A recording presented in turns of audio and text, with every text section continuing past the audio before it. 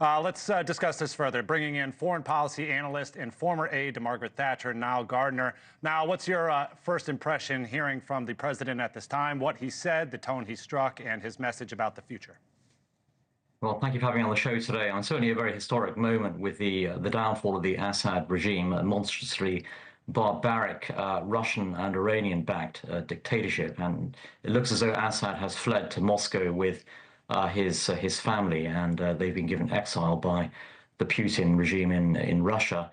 But at the same time, we should have a lot of concern about what happens next. A lot of the opposition groups taking control now in Damascus are Islamist, jihadist movements, and so there is a great deal of potential peril as well for the future of Syria. So there are different shades of evil, I think, in terms of the conflict that is unfolding right now.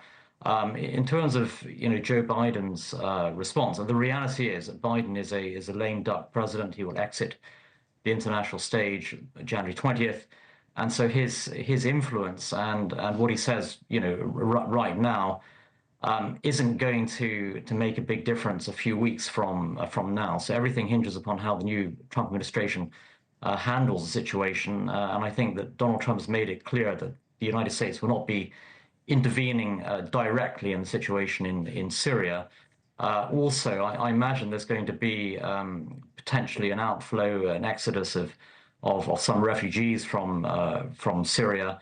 Many will be heading to Europe. This is a huge problem, of course, for European governments. It's certainly my view that the United States should not be taking in a big influx of refugees from Syria, which would cause significant national security issues for the United States. And the same, I think, applies for Europe. So we'll have to see what unfolds in the course of the coming weeks. So this is also potentially a very dangerous time.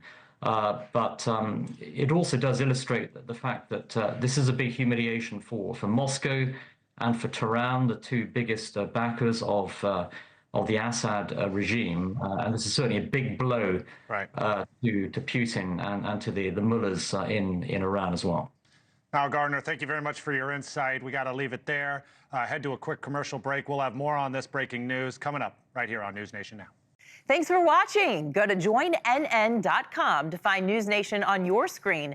And don't forget to click the red subscribe button below to get more of NewsNation's fact-driven, unbiased coverage.